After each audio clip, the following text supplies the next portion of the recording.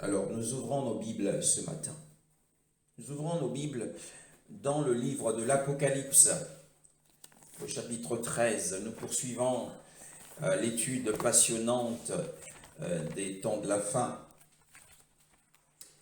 Et justement, dans ce contexte de l'apparition de l'Antéchrist,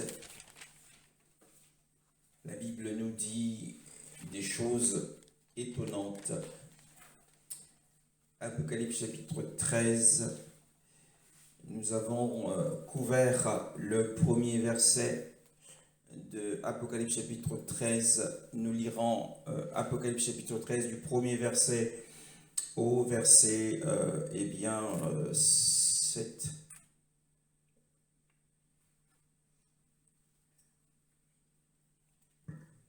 Puis je vis monter de la mer une bête qui avait 7 têtes et 10 cornes, et sur ses cornes 10 diadèmes, et sur ses têtes des noms blasphématoires. La bête que je vis ressemblait à un léopard, ses pattes étaient comme celles d'un ours, et sa gueule comme une gueule de lion. Le dragon lui donna sa puissance, son trône et une grande autorité. L'une de ses têtes était comme blessée à mort, mais sa blessure mortelle fut guérie. Remplie d'admiration, la terre entière suivit alors la bête. On adora le dragon parce qu'il avait donné l'autorité à la bête. On adore aussi la bête en disant « Qui est semblable à la bête et qui peut combattre contre elle ?» Il lui fut donné une bouche qui proférait des paroles arrogantes et des blasphèmes. Elle reçut le pouvoir de faire la guerre pendant 42 mois. Elle ouvrit la bouche pour proférer des blasphèmes contre Dieu, pour insulter son nom et son tabernacle, ceux qui habitent dans le ciel. Il lui fut permis de faire la guerre aux saints et de les vaincre. Elle reçut l'autorité sur toute tribu, tout peuple, toute langue et toute nation.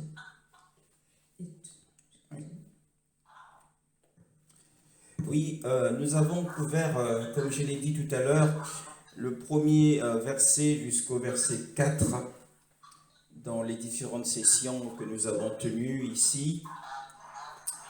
Et nous poursuivons donc notre étude à partir du verset 5. Nous sommes dans l'apparition de l'homme du péché. Dans l'apparition de l'homme du péché. Dans l'apparition de l'homme du péché, selon le terme qu'employait l'apôtre Paul lui-même. Et la Bible dit au verset 5, il lui fut donné une bouche qui proférait des paroles, des grandes choses. Dans la bonne version, il est dit qu'il proférait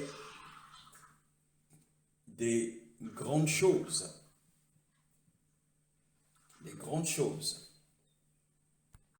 Oui, donc la Bible nous parle de l'homme du péché. La Bible dit qu'il lui fut donné une bouche qui proférait des grandes choses. Des grandes choses. Et c'est la version, c'est la traduction la plus fidèle, les grandes choses. Et des blasphèmes. Il lui fut donné le pouvoir d'agir pendant 42 mois.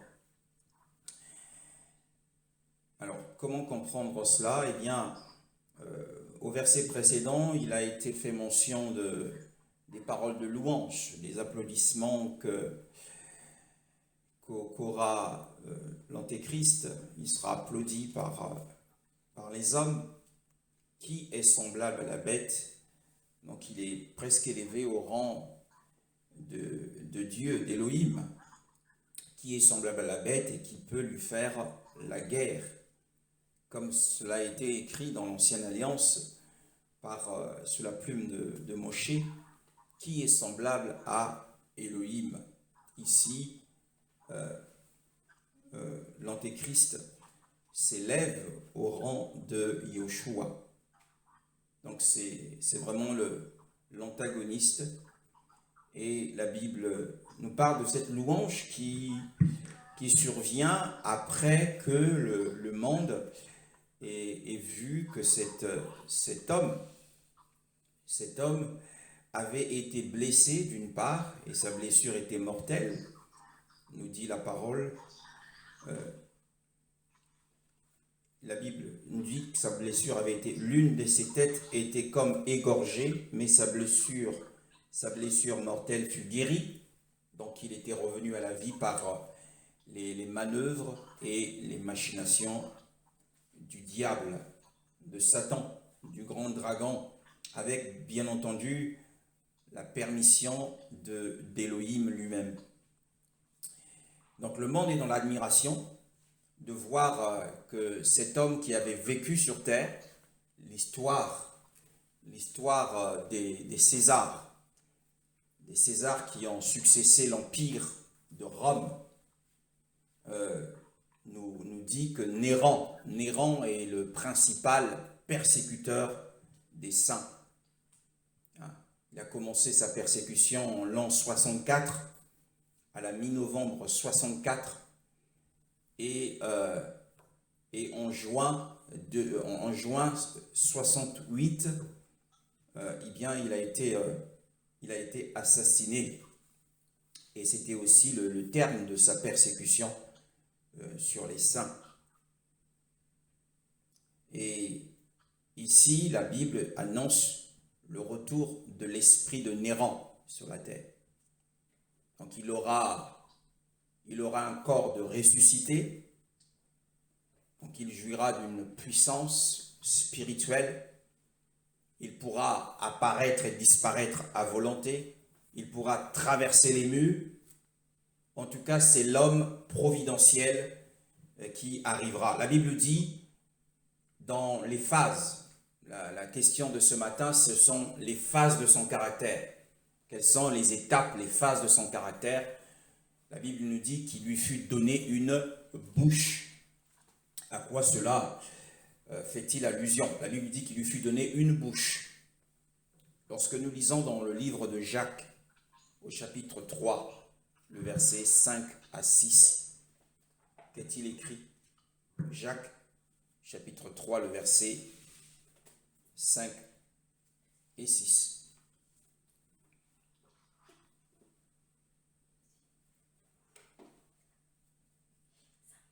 Oui. Amen. Amen. De même, la langue est un petit membre et elle peut se vanter de grandes choses. Voyez comme un petit feu peut embraser une grande forêt. La langue aussi est un feu, c'est le monde de la méchanceté. Ainsi, la langue se trouve parmi nos membres. Elle souille tout notre corps et enflamme le cours de notre existence, étant elle-même enflammée par l'enfer. Voilà. On nous parle ici de la langue. La langue est un petit membre et la langue est comparée à un petit feu. Mais ce petit feu a un grand impact sur une grande forêt. Donc l'image qui est donnée ici, c'est l'image d'un feu. La langue est semblable à un feu de forêt, un début d'incendie, et qui embrase une forêt entière. Donc c'est pour nous montrer la grande influence qu'a ce membre sur la grande forêt. Ici représente les hommes en général, représente le monde en général. Et le feu, c'est la langue. On voit que ce petit feu, ce petit membre, peut embraser une forêt entière, peut avoir raison d'une forêt entière. C'est-à-dire que la langue peut avoir, si on a une dotation, qu'elle soit divine ou diabolique, on peut avoir une grande influence sur le monde. Il en sera ainsi de l'Antéchrist. L'Antéchrist sera le plus grand orateur en dehors de Yeshua. Car de Yeshua, il est dit, aucun homme n'a parlé comme cet homme. Yeshua, c'est le meilleur. Mais en dehors de Yeshua, le plus grand orateur, celui qui aura une grande influence par l'usage de la parole, ça sera l'Antéchrist. L'Antéchrist. Et ici, il est dit, il lui fut donné une bouche. C'est dans ce sens. Pour, déclarer des grandes choses. Des grandes choses. Qu'est-ce que cela signifie? Nous avons vu tout à l'heure que au sujet de la langue, je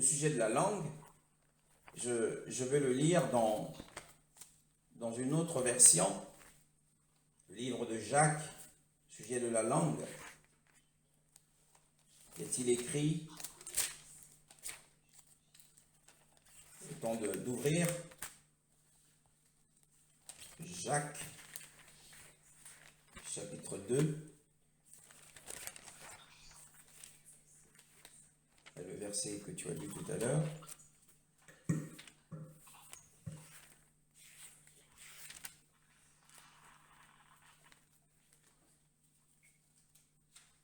À 6. Dans ma version, il est dit, de même la langue est une petite partie du corps, mais elle a des grandes prétentions. Voilà, la langue a des grandes prétentions, c'est-à-dire que la langue a cette capacité de se vanter. Et c'est ce qui donne un sens, c'est ce qui nous donne la signification de l'habilité qui a été donnée à l'Antéchrist. Il lui a été donné une bouche pour proférer des paroles arrogantes ou des grandes choses. Donc il se vantera, eh bien, du bonheur qu'il va t'apporter au monde.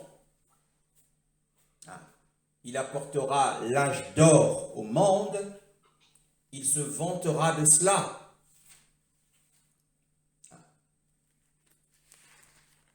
Et il le fera à la perfection.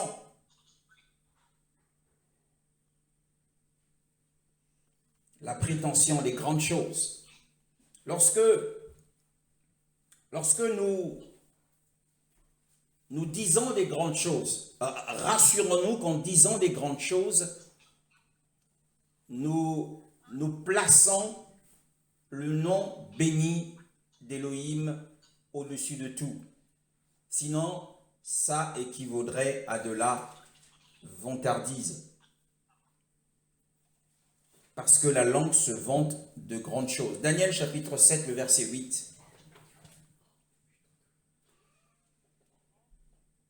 Daniel 7, verset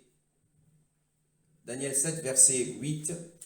Nous lirons aussi le verset 11 et le verset 20.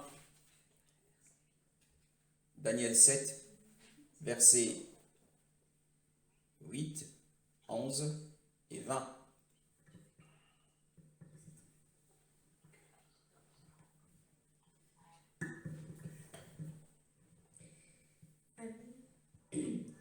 Je regardais les cornes et j'ai vu une petite corne sortir du milieu d'elle. 3 des premières cornes ont été arrachées devant elle. Sur cette corne, il y avait des yeux pareils à ceux d'un homme et une bouche qui parlait avec arrogance. Voilà, une bouche qui parlait avec arrogance. Le verset 11.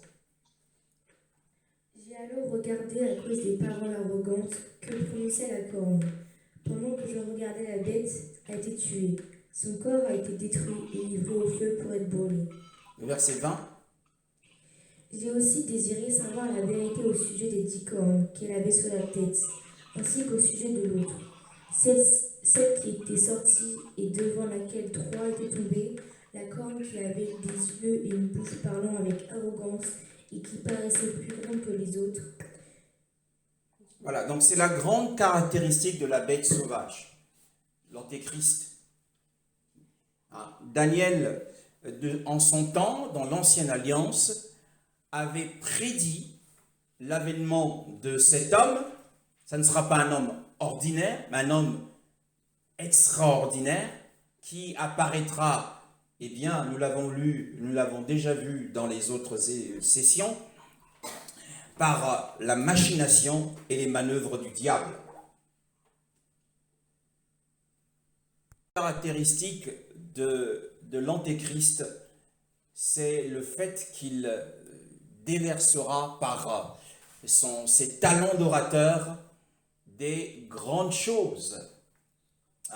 Il se révélera comme étant le patron de l'homme. Le patron de l'homme. Donc en fait, il va promettre des emplois, un âge d'or, le bonheur, et c'est l'homme providentiel que le monde attend. Ensuite, il est dit qu'il proférera des blasphèmes. Qu'est-ce que cela signifie? Eh bien, nous avons aussi vu que les blasphèmes, il y a deux types de blasphèmes. Premièrement, c'est le fait de s'exalter soi-même. L'exaltation de soi à la supériorité, au rang de Dieu, c'est la première forme du blasphème qui existe. Et il s'élèvera au rang de Dieu, comme l'ont fait les Césars à leur époque. Ils se faisaient appeler Dieu et ils exigeaient des hommes qu'on leur rende des hommages. Il en sera ainsi à l'avènement de cet impie. Il aura le cœur du blasphémateur et il aura la langue du blasphémateur. Son exaltation au rang de Dieu fera que les hommes auront de lui une haute opinion, mais il aura de lui-même une plus haute opinion. Et parmi les vantards et les blasphémateurs, eh bien, on ne trouvera pas d'égal à cet homme. Ça sera l'homme le plus vantard et le plus blasphémateur que la terre ait jamais porté. Alors, il nourrira dans son cœur beaucoup de haine, beaucoup d'inimitié, une amère inimitié contre le Seigneur. La Bible dit qu'il lui fut donné le pouvoir d'agir pendant 42 mois. Voyez-vous, enfants de Dieu, voyez-vous, serviteurs de Dieu et servantes du Seigneur, que nous n'avons pas à craindre le plus féroce des ennemis. Nous n'avons pas à le craindre, parce qu'ici, dans cette écriture d'Apocalypse chapitre 13, je ne sais pas si vous l'avez remarqué avec moi, la Bible dit « Il lui fut donné une bouche ». Ensuite, dans la même clause du même verset, il est écrit « Il lui fut donné le pouvoir d'agir ». À chaque fois, cela lui a été donné. Donc, nous n'avons pas à craindre quoi que ce soit, parce que ici, l'ennemi, l'antéchrist, il lui a été donné le pouvoir d'agir. Il ne pouvait pas faire plus que ce qui lui avait été donné de faire. L'ennemi ne peut pas agir si Dieu ne le lui a pas permis. Il lui a été donné. Si Dieu ne le lui avait pas permis, il ne l'aurait pas fait. Et on voit ici qu'il obtient la licence d'agir, la licence d'opérer, de faire des choses sous l'autorité de Dieu. Et c'est Dieu qui fixe les limites. Et les limites, c'est 42 mois.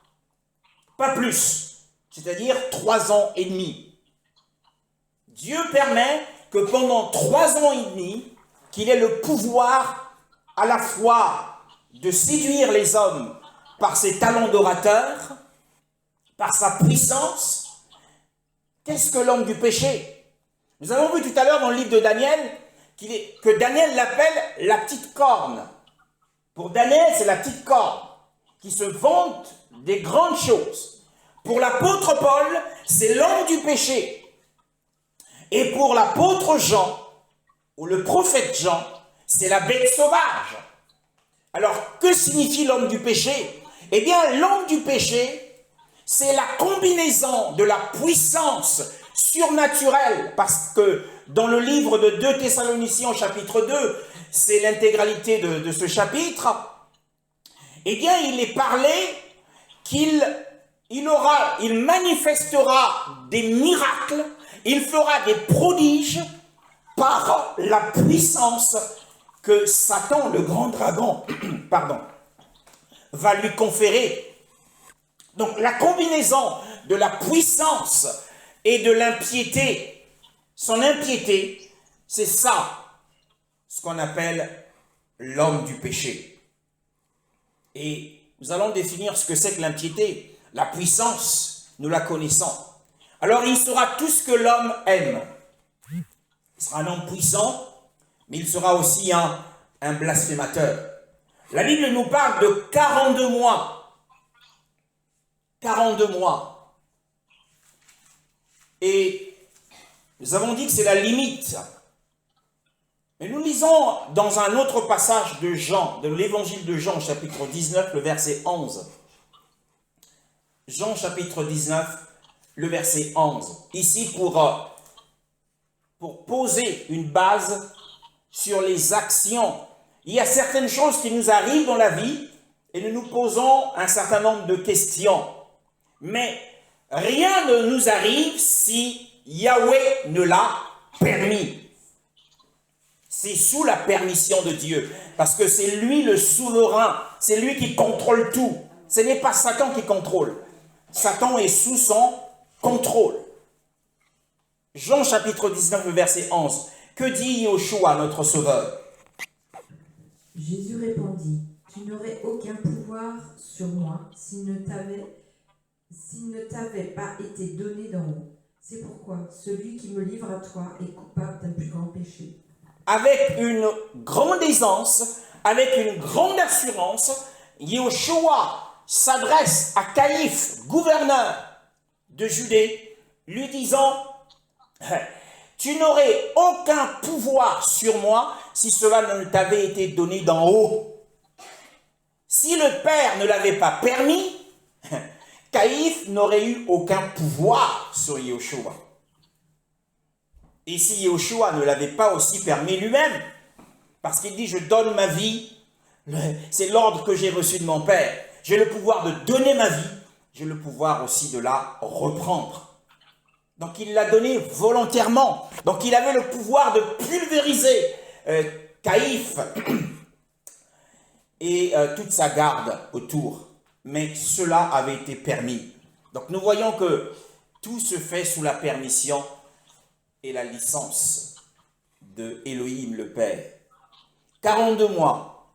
Si nous décortiquons 42, c'est 6 fois 7.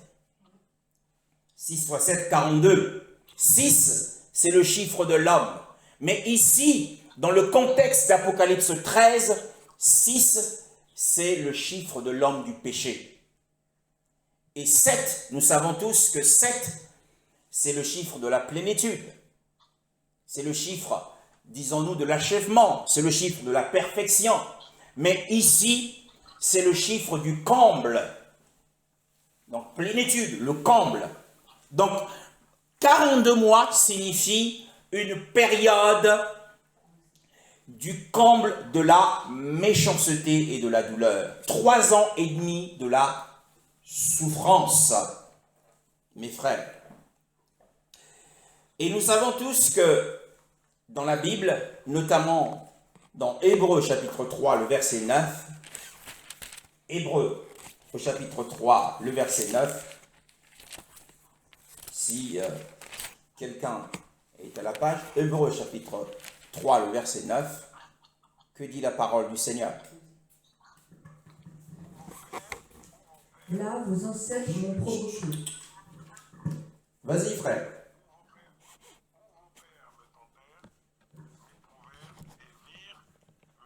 Pendant 40 ans.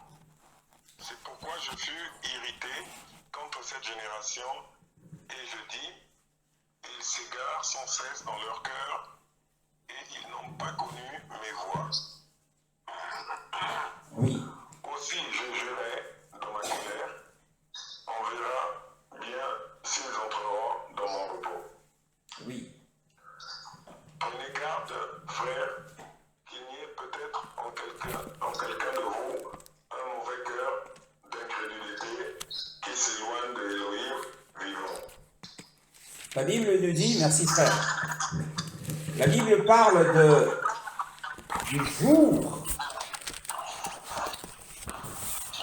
le jour de la tentation.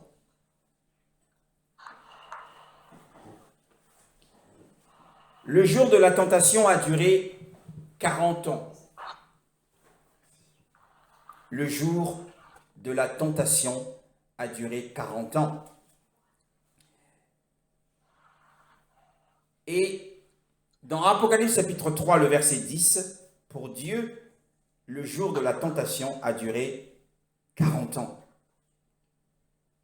Et dans Apocalypse chapitre 3, le verset 10,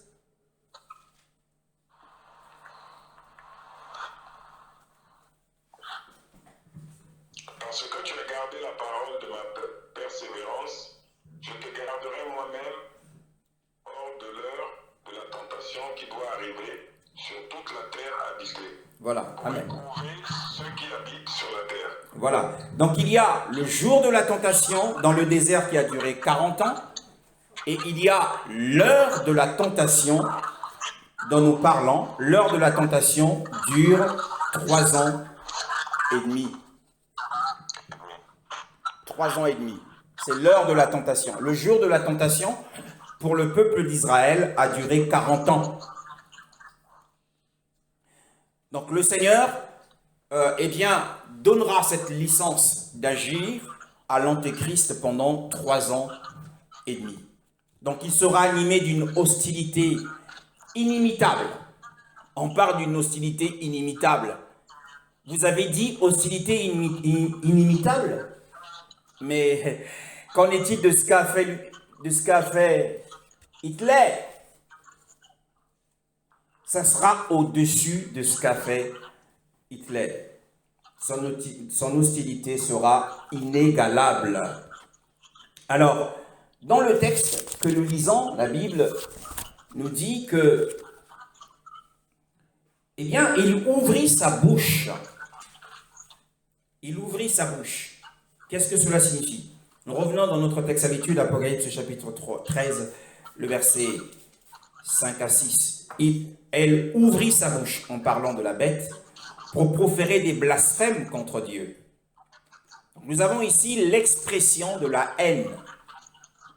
Parce que une bouche qui s'ouvre, c'est une langue qui se délie. Et nous avons dit tout à l'heure que le cœur de cet homme sera un cœur du blasphème et une langue du blasphème. Et donc exprimera autant de haine contre Dieu. Et dans sa haine contre Dieu, il va commencer par calomnier son nom. C'est l'impiété dont nous parlons aujourd'hui. L'impiété. 1 Jean chapitre 2, le verset 22 à 24. 1 Jean chapitre 2, le verset 22 à 24.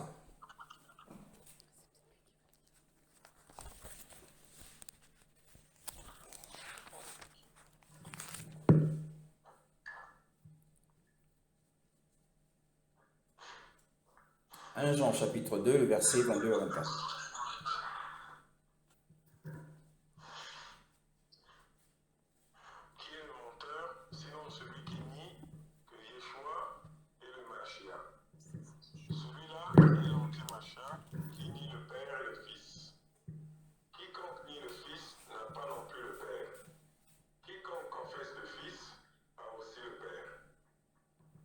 Voilà, donc dans la campagne de l'Antéchrist pour discréditer, défier le Seigneur, il va s'en prendre à la nature même de Dieu, l'essence même d'Élohim.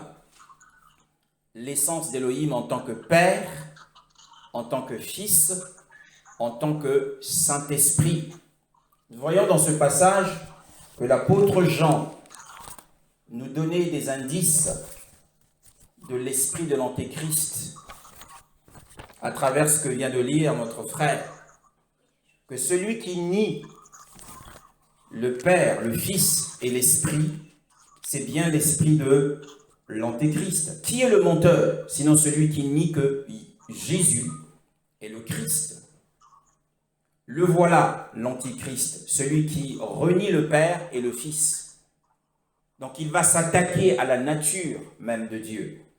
Donc toute doctrine qui s'éloigne, c'est quoi l'impiété? Toute doctrine qui s'éloigne de la saine doctrine, tout enseignement qui s'éloigne de la parole pure de la Bible, c'est cela l'impiété. Un homme impie, ce n'est pas comme nous on le pensait, c'est le pécheur dans le monde. Ça peut l'être, mais dans le sens biblique, un homme impie, c'est celui qui tord le sens de la parole. Ici, il va commencer par dispenser, préparer le monde à l'adorer en changeant, en n'étant plus conforme aux Écritures. Il va s'attaquer à la parole. Il va modifier certaines choses. Il va divulguer, dispenser certaines doctrines. Et notamment, ici, l'apôtre Jean nous met en garde que quiconque ne renie le Fils n'a pas non plus le Père. Celui qui reconnaît le Fils a aussi le Père. Hein. Et dans 1 Jean chapitre 4, il dit la même chose. 1 Jean chapitre 4, le verset 3.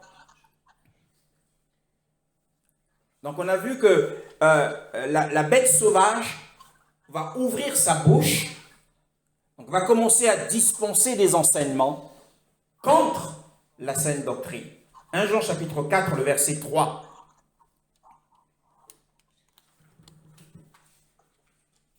1 Jean chapitre 4, le verset 3.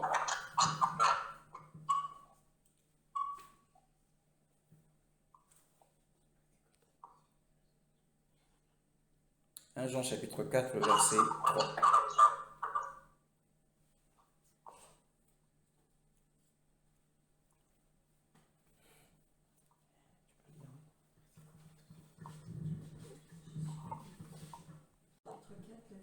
Verset 3. Oui. Et si un esprit ne reconnaît pas que Jésus est le Messie venu en homme, il n'est pas de Dieu. C'est l'esprit de l'Antéchrist. Vous avez appris sa venue, et maintenant déjà, il est dans le monde. Voilà. Donc c'est l'esprit de l'Antéchrist, et vous savez déjà qu'il est dans le monde, celui qui renie. Donc il va emmener les hommes à renier la personne de Yeshua. Tout esprit qui ne reconnaît pas Jésus, tout esprit qui ne reconnaît pas Jésus n'est pas de Dieu. C'est celui de l'Antichrist dont vous avez entendu dire qu'il vient et qui maintenant est déjà dans le monde. Son esprit est déjà en opération dans le monde actuellement par certains enseignements pernicieux. Il va non seulement blasphémer le nom, c'est-à-dire l'essence profonde, la nature profonde d'Élohim, mais aussi il s'en prendra au caractère d'Élohim. Or, le caractère d'Élohim est relié à deux aspects. Premièrement, la miséricorde. Deuxièmement, la justice. La miséricorde et la justice. Et vous savez que pour avoir le médiateur que nous avons aujourd'hui selon le modèle de Dieu, il fallait que le médiateur soit miséricordieux. Yeshua est miséricordieux. Nous sommes à l'âge de la miséricorde de Dieu. Nous sommes à la dispensation de la miséricorde de Dieu. Hébreux chapitre 4, le verset 15, nous le dit, je vais le lire, car nous n'avons pas un grand prêtre insensible à nos faiblesses. Il a été soumis sans péché et à des épreuves en tout point semblables. Approchons-nous donc avec assurance du trône de la grâce pour obtenir compassion et trouver grâce en vue d'un secours opportun. Donc, Jésus, ou Yeshua en hébreu, est compatissant, il est miséricordieux. Et l'Antéchrist va s'attaquer au caractère de la miséricorde. Parce que sans miséricorde, on ne pouvait pas avoir de médiateur. Donc il montrera aux hommes, d'une certaine façon, que les hommes n'ont pas besoin de Jésus. Ensuite, il s'attaquera à la justice de Dieu. Il s'attaquera à la justice de Dieu. Or, qui dit justice de Dieu, nous allons le lire dans le livre de 1 Jean, au chapitre 2, le verset 1 à 2. Donc, il va s'attaquer à la miséricorde et il va s'attaquer à un autre caractère de Dieu qui est la justice. La justice. 1 Jean, chapitre 2, le verset 1 à 2. Dans ma version, il est écrit, mes enfants, je vous écris cela pour que vous ne péchiez point. Mais si quelqu'un vient à pécher, nous avons un défenseur auprès du Père, Jésus-Christ qui est juste. Il est lui-même l'expiation pour nos péchés, non pas seulement pour les nôtres, mais aussi pour ceux du monde entier. Voyez-vous, parce que la justice implique l'obéissance de Yeshua à la loi, a montré que cet homme était le seul juste. C'est le seul juste qui a été rendu capable de pouvoir être une victime d'expiation. Donc il s'attaquera à l'œuvre de la croix. L'Antéchrist s'attaquera à l'œuvre de la croix en essayant d'amoindrir cette œuvre. Or, c'est l'œuvre qui nous sauve, l'œuvre de la croix. Il fallait un homme juste, et cet homme juste, c'est Yeshua. Donc, il s'attaquera à la miséricorde, donc il n'y a pas de médiateur, il n'y a pas de sauveur. Et il se montrera comme étant le sauveur du monde. Et nous retournons dans le livre d'Apocalypse, chapitre 13, pour poursuivre l'étude. La Bible dit, pendant 42 mois, elle ouvrit sa bouche pour proférer des blasphèmes contre Dieu, pour calomnier son nom et sa demeure, et ceux qui ont leur demeure au ciel. Bien-aimés dans le Seigneur, ceux qui ont leur demeure au ciel. Ceux qui ont leur demeure au ciel, c'est la grande multitude. La grande multitude, nous avons déjà étudié la question de la grande multitude au chapitre 7 d'Apocalypse. Nous vous renverrons à nos études précédentes sur la résurrection, la première résurrection dont nous avons parlé. Ce sont les ressuscités qui, sortant de Hadès, les ressuscités qui, sortant de Hadès, dans le lieu bienheureux appelé le sein d'Abraham, ou le paradis de l'homme, eh bien ceux-là monteront à l'avènement du Seigneur. Mais aussi les saints vivant sur terre monteront aussi. C'est la grande multitude que l'on retrouve dans Apocalypse chapitre 7, en train de louer. Et la Bible dit qu'ils sont dans les tentes, ils sont dans les tabernacles. C'est la fête des tabernacles dans les cieux. Que font-ils là-bas? Eh bien parce qu'ils ont pris la place. Ils ont pris la place de Satan. Car la Bible nous dit dans Apocalypse chapitre 12, Apocalypse chapitre 12, je vais le lire tranquillement. La Bible dit, car il a été jeté bas l'accusateur de nos frères, celui qui les accusait devant notre Dieu jour et nuit. Jour et nuit. Actuellement, Satan accuse les saints jour et nuit. C'est le poste qu'il occupe dans les cieux aujourd'hui. Il occupe ce poste, c'est un poste temporaire. Bientôt, il sera congédié, il sera licencié, viré. Il sera jeté bas. Et ceux qui le remplaceront, ce sont les saints qui sont actuellement dans Hadès, mais aussi les saints qui sont sur la terre, lors du retour du Seigneur. Nous lisons dans Apocalypse chapitre 7, à partir du verset 9, la Bible donne aussi le détail là-dessus.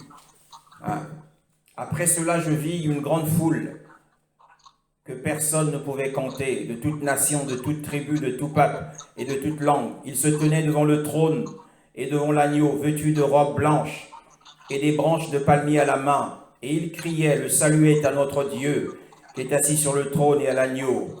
Et tous les anges se tenaient autour du trône, les anciens et les 4 êtres vivants. Ils tombèrent face contre terre devant le trône, prosternés devant Dieu en disant Amen. La bénédiction, la gloire, la sagesse, l'action de grâce, l'honneur, la puissance et la force à notre Dieu à tout jamais. Amen. Et le Jean pose la question. Alors l'un des anciens me demanda, ceux qui sont vêtus de robes blanches, qui sont-ils? D'où sont-ils venus?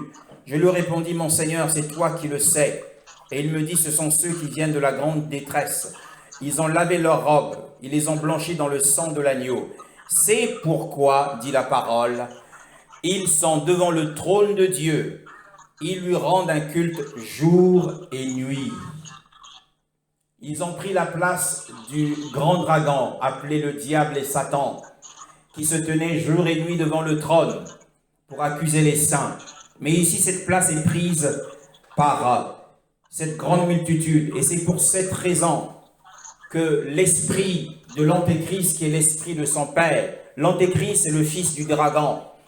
Et l'esprit qui l'anime, c'est un esprit de haine. Il a de la haine contre Dieu. Il a de la haine parce qu'il a perdu sa place au ciel.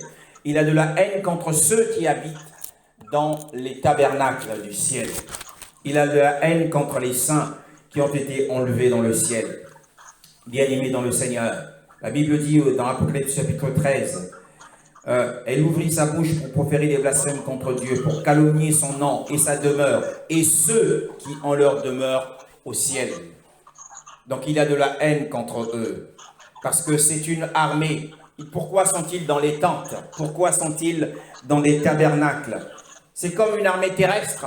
Lorsqu'une armée est en campagne, lorsqu'une armée est sur le champ de bataille, il ne réside pas dans des maisons, mais il s'abrite dans des tentes, sous des abris de fortune, parce que c'est le temps de la guerre. Si les saints sont dans les tentes, dans les tabernacles, dans le ciel, parce que c'est une armée que le roi des rois a formée, qui devra descendre, qui descendra dans Apocalypse chapitre 19 avec Yeshua pour combattre l'Antéchrist. Nous bénissons le Seigneur pour sa parole. Ce sont les monuments de la vérité. L'Antéchrist voudra aussi discréditer l'enseignement de la résurrection. Mais les monuments de la vérité de la résurrection, ce sont les saints qui sont ici vus dans Apocalypse chapitre 7. Mes frères dans le Seigneur, nous bénissons Adonai pour cette parole qui a été prononcée avec beaucoup de brièveté. Le Seigneur veut que nous soyons de plus en plus brefs dans nos enseignements. Et je voudrais ici donner des prophéties que l'Esprit a données. Les dons surnaturels sont toujours à l'œuvre, mes frères. Les dons surnaturels sont à l'œuvre. Je voudrais ici donner quelques prophéties que j'ai reçues de la part du Seigneur pour des frères. Pour des frères. Soyez attentifs à ce qui va être dit ici. Et le Seigneur est au contrôle. Je regardais mes frères. Je regardais et voici qu'un frère, était habillé en vêtements de pèlerin. C'était un pèlerin, c'est un pèlerin. Aujourd'hui, il est sur la route du pèlerinage. Mais quelle route de pèlerinage est-il? J'ai vu qu'il marchait d'un pas saccadé, comme un militaire, comme un homme entraîné. Mais il n'était pas sur le sentier étroit. Il n'était pas sur le sentier étroit. Ce frère était sur un grand boulevard, un long chemin, un chemin large, un grand boulevard. Il avait un pistolet à la main gauche et qu'il s'était braqué vers sa propre tête. Son bras gauche était soutenu par un dispositif qui le reliait à la ceinture. Pendant qu'il marchait, son bras gauche était suspendu par un dispositif qu'il avait mis en place à partir de sa ceinture pour soutenir son bras et le pistolet qu'il s'était braqué lui-même sur la tempe. C'est pourquoi cette posture ne le dérangeait pas pendant sa marche. Il y avait un autre frère, pas à l'autre rive du boulevard. Sur le boulevard, ce frère était sur la rive droite. Il y avait un autre frère sur la rive gauche. Le Seigneur ne m'a pas permis de voir la posture de l'autre frère, mais je n'ai vu que ce frère. J'ai reconnu ce frère. Qu'est-ce que cela signifie? Eh bien, dans le livre de la Genèse, au chapitre 40, le verset 13, il est écrit « Dans 3 jours, Pharaon élèvera ta tête et te rétablira dans ta charge, et tu mettras la coupe de Pharaon dans sa main, comme tu le faisais auparavant lorsque tu étais son échanson. » Le verset 19 nous dit « Dans 3 jours, Pharaon enlèvera ta tête de dessus toi et te fera pondre à un bois. Et les oiseaux mangeront ta chair sur toi. » Ici, nous avons 2 serviteurs de Pharaon qui se sont retrouvés dans le trou avec Joseph en prison. Ils étaient dans cette tour, dans ce trou. Alors, ils ont eu des rêves. Et Joseph en a donné l'interprétation. Et à chaque fois, Joseph, pour parler de leur vie, pour parler de leur destinée, il utilise l'expression « la tête ». Verset 13, « Dans 3 jours, Pharaon élèvera ta tête. » Pour dire « élèvera ta vie. » Au verset 19, il dit « Dans 3 jours, Pharaon enlèvera ta tête. » En parlant de l'autre serviteur. En réalité, la tête symbolise la destinée d'un croyant. Alors, en réalité, l'arme que ce frère avait dirigée contre sa propre tête, cette arme qui était dans son bras gauche, et cette arme était dirigée contre sa propre tête, et cette arme avait donc pour but de détruire la destinée de ce frère. De détruire la destinée de ce frère. Alors, j'ai demandé au Seigneur de me montrer, de m'en dire un peu plus sur ce frère. Je regardais, et voici le frère était tout en sueur. Dans une autre vision, j'ai vu ce frère en sueur. Il transpirait. Tout son visage dégoulinait de la sueur. Nous savons que lorsque Adam a été séduit par sa femme et qu'il a péché, Élohim lui a dit « Tu mangeras ton pain à la sueur de ton front. » La sueur caractérise et symbolise la souffrance. Donc j'ai vu ce frère, le même frère qui avait dirigé l'arme contre lui-même et qui marchait sur un boulevard et non pas sur le sentier étroit. Ce frère était en sueur, il était en souffrance. Il passait des moments de souffrance. Qu'est-ce que cela signifie? Que signifie le boulevard? Le boulevard, nous savons que Yeshua a dit, eh bien, étroit est le chemin, étroite est la porte. Peu sont ceux qui trouvent cette porte et très peu sont ceux qui marchent sur ce chemin. Mais large est le chemin qui mène à la perdition. Que signifie la perdition? Eh bien, la perdition signifie le retrait du bien-être, le bien-être de l'âme. Mais non seulement le retrait du bien-être de l'âme, mais c'est aussi le retrait du bien-être du corps. Périr signifie perdre son bien-être, le corps étant associé à l'âme. Ce n'est pas l'âme, mais c'est le corps associé à l'âme qui perd son bien-être. C'est ce que signifie le mot périr.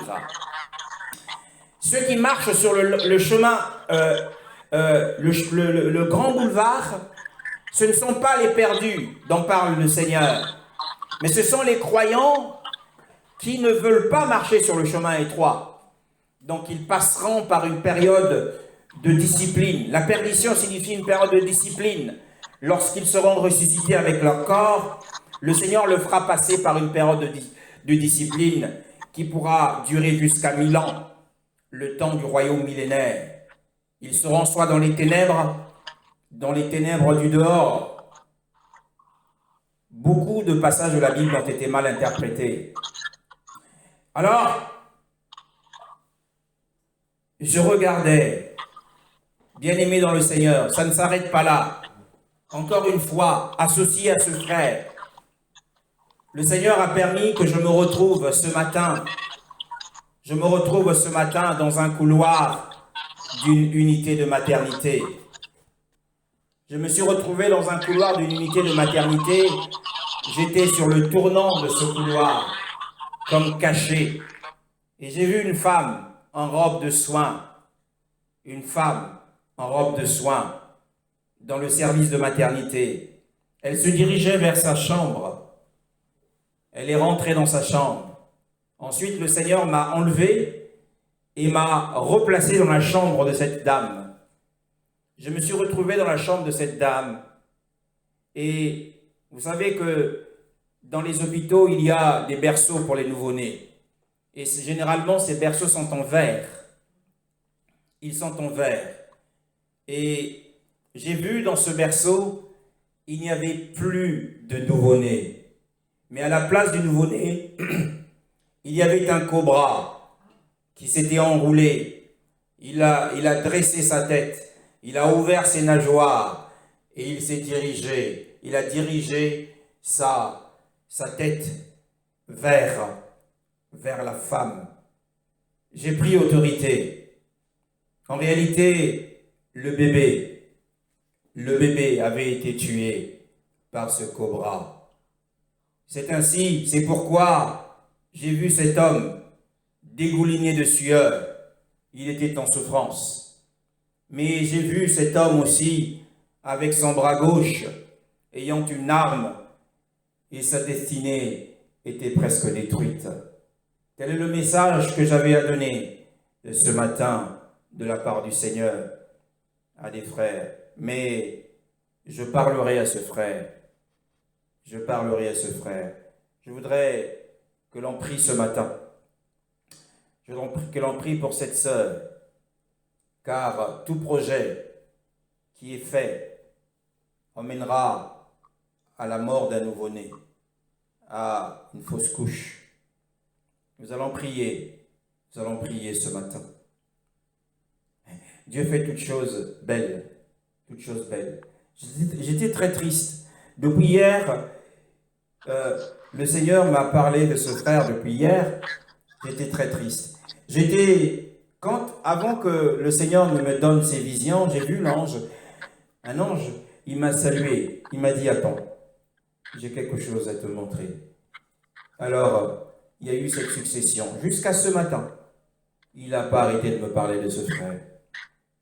Nous allons prier. Nous prions ce matin au nom de Yeshua pour ce bien-aimé Seigneur, afin que ta miséricorde soit sur lui, ta miséricorde soit sur ce frère, et que ta miséricorde soit sur cette sœur, au nom de Yeshua. Que tu donnes une solution à ce problème, afin que ce frère quitte le boulevard pour retrouver le chemin étroit. Je te bénis ce matin pour tes bontés. Je sais, Seigneur, que tu mettras un terme à ce genre de malheur, et ce frère ne sera plus dans les souffrances. Il se soumettra à ta volonté. Béni sois-tu ce matin, au nom de Yeshua. Amen.